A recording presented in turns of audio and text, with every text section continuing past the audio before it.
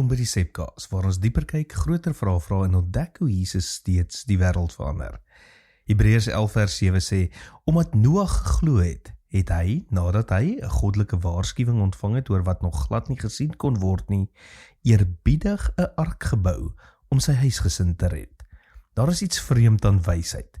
Dit lyk dikwels onnodig totdat dit noodsaaklik word. Die wêreld bewonder gewoonlik mense wat vinnig reageer, maar die Bybel bewonder mense wat vroeg voorberei.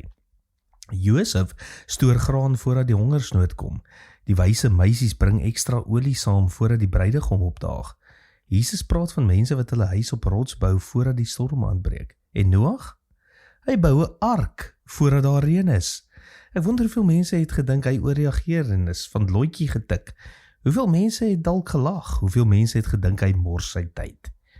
Want voorbereiding lyk altyd oordrewe, totdat die storm arriveer. Dieselfde is waar van ons eie lewens. Wanneer jy in jou huwelik belê terwyl dit nog goed gaan, lyk dit onnodig.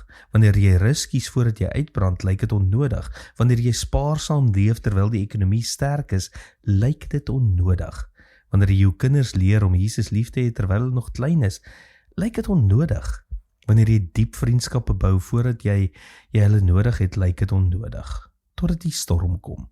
Ons probleem is dat ons dikwels dink geloof is om God te vertrou wanneer die vloed reeds begin het. Maar Hebreërs sê iets anders. Geloof is om vandag gehoorsaam te wees aan wat môre eers sin sal maak. Christene is mense wat vooruit leef. Mense wat reeds vandag leef volgens die wêreld wat God besig is om te bring. Mense wat nou al bou aan dinge wat eendag volledig sigbaar sal word. En dit is die uitnodiging van Jesus. Nie om in die vrees te leef nie om elke hoek en draai rampspoed te verwag nie, maar om wys te leef, om diep wortels te hê, om jou lewe te bou rondom die dinge wat werklik bly. Want storms kom vir almal. Maar die goeie nuus is dat die God wat die toekoms sien, ook die God is wat vandag reeds voorsien. En dalk onder helder skoon blou lig, is hy reeds besig om jou voor te berei vir die lewe wat kom. En dalk is dit wat die nommer 1 netwerk vir jou lewe regtig is, 'n gemeenskap van gewone mense wat saam leer om vandag te bou aan dit wat môre saak gaan maak. Want geloof wag nie vir die storm nie. Dit bou die ark terwyl die son nog skyn. Tot volgende week. Mooi dag.